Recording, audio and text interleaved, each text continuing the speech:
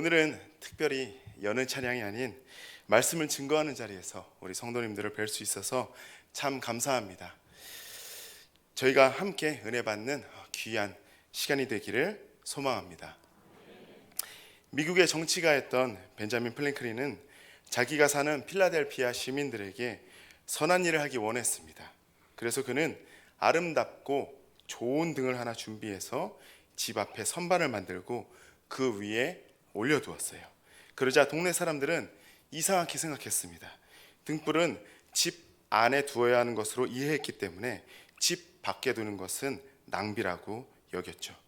그러나 한 주가 지나고 한 달이 지나자 사람들은 뭔가 깨닫기 시작했습니다. 집 밖에 등불을 두니까 밤에 지나가는 사람도 넘어지지 않고 멀리서도 방향을 알 수 있었습니다. 그래서 이것을 좋게 생각한 사람들이 하나 둘씩 집 밖에 등불을 두기 시작했고 길거리가 환하게 되었습니다. 이것이 오늘날 가로등의 시작이 되었습니다. 만약 길거리에 가로등이 없다면 어떨까요? 너무나 캄캄하고 어둡고 위험할 것입니다. 우리가 살아가는 인생의 길, 성도가 살아내야 하는 신앙의 길에도 어둠을 밝혀줄 등과 빛이 필요합니다. 오늘 말씀을 통해 성도를 이끌어갈 진리의 길을 깨닫는 그런 시간이 되기를 간절히 바랍니다. 본문에서 시인은 어둠을 전제로 등과 빛을 강조하고 있습니다. 우리가 살아가는 인생이 어둠에 속해 있고 혼란과 혼돈 그 자체임을 깨달았기에 인생이 등이 되고 빛이 되는 무언가를 얻고자 했습니다. 인생에는 실패와 좌절, 근심과 걱정, 아픔과 슬픔 등 어둠의 요소가 많습니다. 우리가 살아가고 있는 세상의 본질이 어둠이기 때문입니다. 세상이 어둡기 때문에 어둠이라는 세상을 살아가기 위해서 반드시 등불이 필요합니다. 우리가 살아가는 동안 우리를 인도해 줄 빛이 필요한 것입니다. 주님께서는 이 땅에 빛으로 오셨다고 말씀하십니다. 나는 세상의 빛이라 나와 함께 가는 사람은 세상의 어둠에 있지 아니할 것이다 말씀하셨습니다. 그러니 그분을 만나지 않고는 빛 가운데로 걸어갈 수 없습니다. 인간 안에 빛이 없기 때문에 우리는 빛이신 그분이 환하게 밝혀주시는 말씀의 빛을 따라가야 하는 것이죠. 그 말씀이 내게 등이요 빛이라는 사실을 분명히 깨닫게 되면 106절처럼 결심하게 됩니다. 함께 106절 말씀을 다시 읽어보겠습니다. 시작. 께 정하였나이다. 아멘. 시인은 내가 이미 맹세했지만 주의 의로운 법을 지키기로 다시 약속하고 있습니다. 하나님의 의로운 규례를 지키는 것이 성도의 의무라고 여호와의 주권에 충성할 것을 맹세해야 한다고 말하고 있는 거예요. 저와 여러분이 어떤 것보다 말씀을 붙들기로 마음을 굳게 정하길 바랍니다. 내가 붙든 것들이 결국 나를 붙들게 될 것입니다. 인간은 자신이 중요하다고 생각하는 것들에 붙들리게 되어 있습니다. 내가 중요하다고 생각하는 그것들이 나를 붙들며 결국 나를 사로잡게 되는 것입니다. 여러분은 무엇에 붙들기를 원하십니까? 지금 무엇에 붙들려 살고 계십니까? 많은 사람들과 같이 돈, 명예, 사람에게 붙들기 원하시나요? 주식을 투자한 사람이 하루 종일 노트북만 바라보다가 나중에는 밥도 먹지 않고 일희일비하는 얘기를 들었습니다. 돈을 붙들려다가 결국 돈이 그 사람을 붙들게 된 것이죠. 저는 음악에 붙들려 살았던 시기가 있었습니다. 첼로 연주를 잘하기 위해서 효과적인 연습을 위해 종일 노력하고 생각하는 삶을 살았더니 그것이 나를 붙드는 경험을 했습니다. 음악을 나에게 맞추는 것이 아닌 음악이 나를 이끌어가며 나의 생활이, 나의 삶이 음악에 맞춰져 살게 되는 것이죠. 그러다 보니 우선순위가 바뀌어 예배를 등한시하고 말씀을 멀리하며 세상적인 것들을 추구하게 되었었습니다. 영원하지 않은 것, 있다가 없어질 것, 불안한 것들에 붙들리는 것이 아닌 하나님의 말씀, 곧 하나님께 붙들리게 되기를 축복합니다. 그리고 마음을 굳게 정해야 합니다. 우리가 다른 마음을 먹지 않고 굳건한 마음으로 확정하고 또 확정하는 것이 말씀의 길, 곧 신앙의 길입니다. 말씀과 생각, 삶이 일치하여 주 안에서 평안을 누리시길 간절히 바랍니다. 고난 중에 있던 시인은 107절 말씀에 나의 고난이 매우 심하오니 여호와여 주의 말씀대로 나를 살아나게 하소서라고 말합니다. 시인은 이미 앞선 25절에서 언급했던 말씀을 재반복하고 있습니다. 25절에서 자신의 영혼이 진토에 붙었다고 고백하면서 주의 말씀대로 소성케 해주실 것을 간구했습니다. 진토는 일반적으로 무덤, 음부를 가리키는 말로 내 영혼이 진토에 붙었다는 말은 마치 흙에 묻힌 시체처럼 아무런 소망도 가질 수 없는 극심한 고난 속에 있음을 말하고 있는 것입니다. 우리의 인생에는 많은 고난이 있습니다. 오늘날 많은 사람들이 극심한 고난으로 낙심하고 포기해버리는 경우가 너무나도 많아요.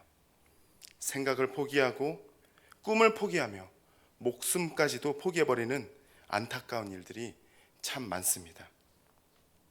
피할 수 없는 고난, 파도처럼 늘 몰려오는 고난을 무엇으로 이길 수 있을까요? 성도는 깊은 고난 가운데서 말씀으로 나를 살아나게 해달라고, 자신의 형편을 보시고 구원을 베푸사 살리시며 인생을 회복하여 달라고 간구할 수 있습니다. 시인은 말씀을 붙들고 말씀을 의지했을 때 살아나는 것을 경험했기 때문에 이렇게 기도하고 있는 것입니다.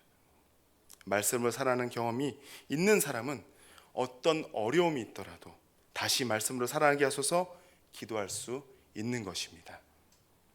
하나님의 말씀에는 무한한 능력이 있습니다. 말씀이 지닌 확실한 구원의 능력, 소생의 능력, 회복의 능력이 성경에는 너무나 많이 나와 있어요. 말씀으로 죽은 자가 살아나고 병든 자가 일어나고 눈먼 자가 눈을 뜨고 귀신 들린 자가 자유함을 얻고 죄악에 노예된 자, 정욕에 그 몸이 종속된 자들이 회복과 치유를 경험합니다. 죽은 뼈들이 맞춰지고 힘줄이 생기며 생기가 돌아 사람이 된 것처럼 선포되는 말씀 의지하는 자들에게는 어떤 환난과 고통, 절망 중에서도 소망을 가질 수 있습니다. 올해 참 감사하게도 성도님들과 공식적으로 하나님의 말씀을 읽는 팀 사역이 허락됐습니다. 설교를 준비하며 성인 성경 읽기 반에 말씀 붙들고 말씀 의지하여 살아난 경험을 부탁드렸어요. 그중 한 분은 자신에게 하나님의 말씀을 붙들고 의지하는 것은 자신이 살기 위한 생명줄이자 말씀 듣고 순종했을 때 지옥이 천국되며 마음의 평안이 찾아왔다고 해요. 그래서 믿지 않는 남편이 미웠다가도 그 영혼이 가여워 기도하고 섬기며 살도록 노력하며 기도하게 한다고 하셨어요. 그 외에 많은 분들이 말씀을 기준으로 살다가 변화되는 마음과 삶을 나눠주셨어요. 이렇듯 하나님의 말씀은 영혼을 살립니다. 이 능력의 말씀, 항상 있는 영원하신 말씀이 우리에게 주어졌습니다. 이 말씀을 의지하시기 바랍니다. 말씀으로 살아난 시인은 108절에서 이렇게 말합니다. 함께 108절 말씀을 읽어보겠습니다. 시작. 여호와여 구하오니 내 입이 드리는 자원 제물을 받으시고 주의 공의를 내게 가르치소서. 아멘. 그의 입이 드리는 자원 제물을 받아달라고 말합니다. 우리가 스스로 드릴 수 있는 제물, 입으로 드리는 제물은 무엇이 있나요? 그렇죠. 찬송과 기도입니다.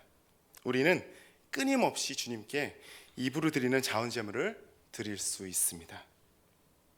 그 자원 제물 중 하나가 하나님이 가장 기뻐 받으시는 것이 주님을 기뻐하고 감사하는 것이라고 믿습니다. 여러분의 삶에 하나님을 기쁘시게 하는 일이 많이 있습니까? 하나님께서 기뻐하심을 자주 느끼고 있나요? 저는 감사 기도를 올려드리는 가운데 하나님의 기뻐하심을 느낄 수 있었습니다. 은혜 받으니 모든 당연한 것이 하나도 당연한 것이 없었습니다. 그래서 하나님께 아주 작고 사소한 것부터 하나하나 감사하기 시작했더니 가슴 벅찬 기쁨의 마음을 허락해 주셨습니다. 감사의 기도보다 더 큰 자원의 재물은 없습니다. 여러분 안에 늘 감사가 넘치기를 축복합니다. 하나님께서는 우리 안에 그 감사를 통해서 기뻐하십니다. 우리가 말씀 안에서 기뻐하는 것, 하나님 안에서 기뻐하는 것, 여호와로 인해 기뻐하는 것보다도 하나님을 더 기쁘시게 함이 없음을 기억하십시오. 많은 성도님들께서 자녀를 키워보셔서 아시겠지만 아이들이 기뻐하는 모습을 볼 때 어떤가요? 내 자신이 더 기쁘지 않나요? 저는 종종 자녀를 통해서 하나님의 사랑을 다시 생각하게 됩니다. 집에 귀가해서 현관문을 열려고 도어락을 올리고 비밀번호를 누를 때 소리가 나잖아요. 그 삑삑삑삑 소리를 듣고 아빠가 왔다고 난리치는 아이들의 음성이 현관문 너머로 들려옵니다. 그때 제 마음이 뛰는 것을 느꼈어요. 그리고 나서 집에 들어왔을 때 아이들이 아빠! 하고 달려와 안기면 그것보다 더 큰 기쁨이 없습니다. 아이들이 저에게 무엇을 해줍니까? 이 어린 친구들이 저에게 무엇을 해줄 수 있습니까?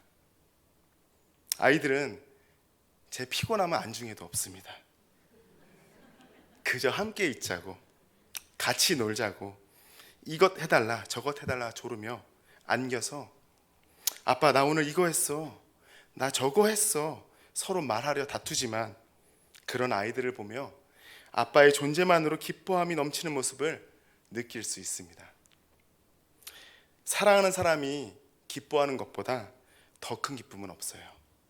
하나님은 우리를 사랑하시기 때문에 우리가 기뻐하는 것보다, 기뻐하는 것을 보는 것보다 더 큰 기쁨이 없으십니다. 우리가 어떤 형편과 처지에 있더라도 그분을 기뻐하기 시작하면 주님께서는 감사의 제목을 넘치게 부어주실 줄 믿습니다. 잘 돼서 기뻐하는 것이 아닌 기뻐하면 좋은 일이 생깁니다. 믿지 않는 이들도 웃으면 복이 온다고 본능적으로 알고 있습니다. 기뻐하면 하나님께서 기뻐할 일을 계속 베풀어 주십니다. 그러니 먼저 기뻐해야 하는 것입니다. 그래서 사도 바울이 그것을 깨닫고 항상 기뻐하라고 한 것이죠. 사람이 어떻게 항상 기뻐할 수 있습니까? 기뻐할 수 없는 상황이 너무나 많습니다. 그러나 그럼에도 불구하고 기뻐하라는 거예요. 기뻐함이 도저히 안 되어도 눈물을 흘리면서도 기뻐하라는 거예요. 주님, 이런 슬픈 상황을 주셨지만 저는 기뻐하기로 결정하였습니다. 결단하고 결단했습니다. 확정하고 또 확정했습니다. 이것은 거저되는 것이 아닙니다. 말씀에 붙들려야 이런 일이 일어날 수 있는 겁니다. 말씀 안에 있어야, 말씀 안에 머물러 있어야 그런 일이 일어나는 것입니다. 내 생각 안에, 내 경험 안에, 내 욕망 안에 머무르면 절대로 이런 일이 일어나지 않습니다. 그래서 시인은 109절과 110절에서 말씀이 생명보다 귀하다고 고백합니다. 109절 110절을 함께 읽어보겠습니다. 시작. 나의 생명이 항상 위기에 있사오나 나는 주의 법을 잊지 아니하나이다. 악인들이 나를 해하려고 올무를 놓았사오나 나는 주의 법도들에서 떠나지 아니하였나이다. 아멘. 시인은 하나님의 말씀이 자신의 생명보다 귀중한 것임을 고백합니다. 저는 이런 고백을 들으면 떠오르는 인물이 있어요. 바로 다니엘입니다. 그는 하나님의 은혜로 바벨론, 메대, 바사 3대 제국에서 총리의 자리에 서는 영예를 얻었습니다. 제국이 격변하는 가운데서도 그는 모든 이들의 존경과 신임을 받았습니다. 그런 다니엘에게도 위기가 찾아왔어요. 다니엘을 시기했던 사람들이 다니엘의 성실함, 충직함, 온전함을 잘 알고 그의 신앙의 삶을 파멸의 올무로 이용하려 했습니다. 그러나 다니엘은 자기 목숨보다, 자기가 누리는 권세나 영예보다 하나님의 말씀을 지키는 것을 소중하게 여겼습니다. 그리고 늘 한결같이 기도했고 하나님의 일하심을 직접 경험하게 됐습니다. 어찌 보면 우리는 늘 악인들에 둘러싸여 살아갑니다. 그들에게 휘둘리기 시작하면 신앙의 길을 완주할 수 없습니다. 그럼에도 우리는 그들을 생각하지 않고 그들에 묶이지 않고 그들에게 휘둘리지 않기 위하여 말씀을 붙드는 것입니다. 따라서 말씀에 붙들리면 악인에게 휘둘리지 않습니다. 하나님의 말씀을 사랑하고 지키려 하면 악인이 놓는 올무도 걸림돌이 되지 못합니다. 그러니 시인은 이렇게 결단하며 선포합니다. 다 함께 111절을 읽어보겠습니다. 시작. 내가 영원히 나의 기업을 삼았사오니 이는 내 마음의 즐거움이 됨이니이다. 아멘.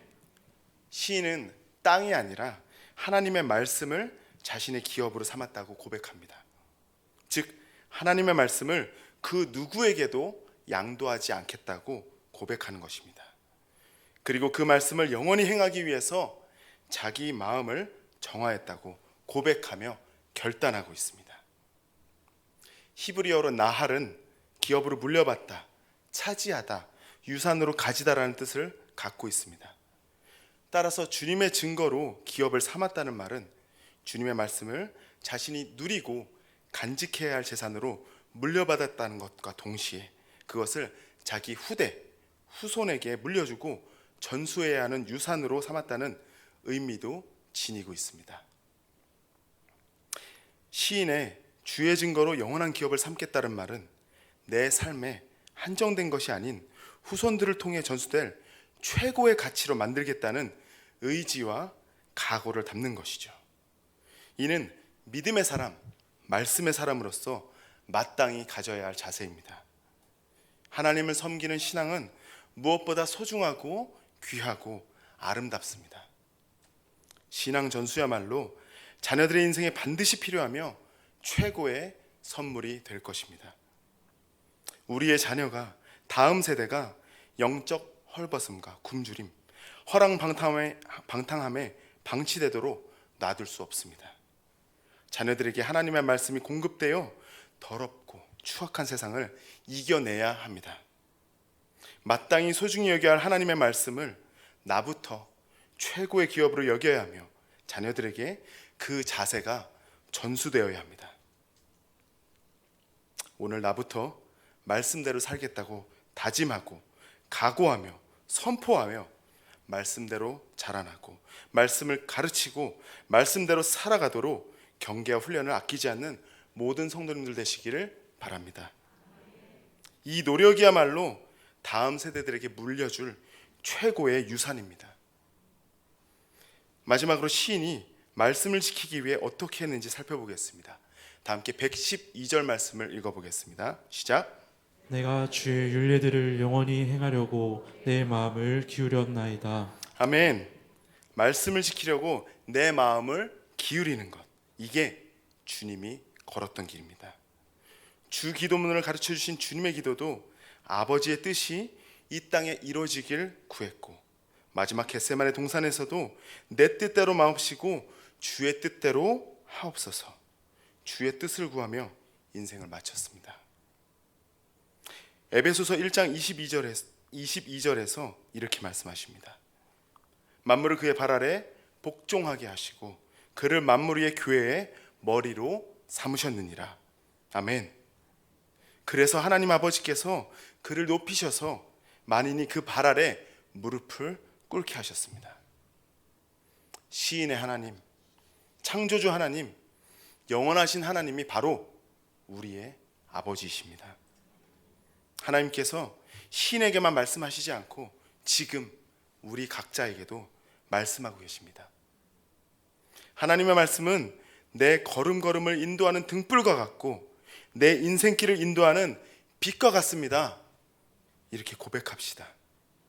그리하여 시인이 하나님의 말씀을 마음의 즐거움으로 고백한 것처럼 우리도 하나님의 말씀을 즐거워하여 순종함으로 하나님께 영광 돌리는 삶이 되기를 바랍니다. 끝으로 저를 이끌어준, 말씀으로 이끌어준 제 삶을 잠시 나누려고 합니다. 인천에서 활동하던 저는 2013년부터 선한목자교회에 출석하게 됐습니다. 처음 선한목자교회에 오게 되어 담임 목사님과 나눴던 대화가 생각납니다. 목사님께서는 성가대를 맡게 된 포부를 물어보셨는데 저는 포부가 아닌 신앙 고백을 했습니다. 이게 멋지고 감동적인 고백과 결단이면 참 좋았을 텐데 그게 아닌 당시 저의 말라버린 신앙 상태에 대해서 솔직하게 말씀드렸습니다. 그렇게 성가대 지휘를 시작으로 선한목자교회에서 신앙생활을 이어가게 됐습니다.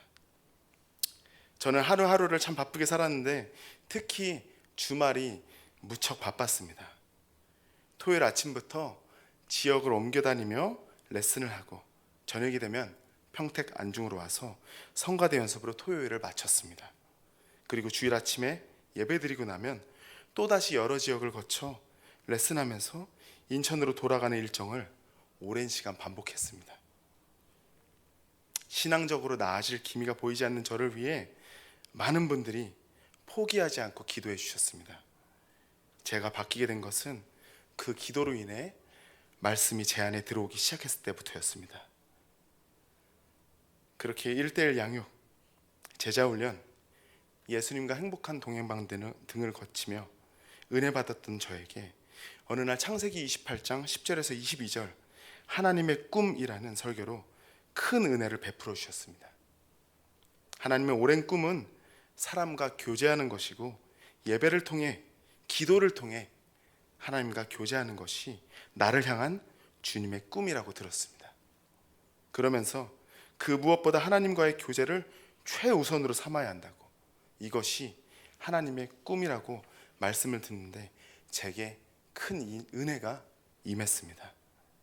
그렇게 하나님과의 교제를 최우선으로 하겠다는 절실한 마음으로 기도하기 시작했고 상황과 여건을 보지 않고 하나님과의 교제만 생각하며 예배에 최선을 다하자, 예배에 성공하자는 굳건한 마음으로 이사를 결정하게 됐습니다.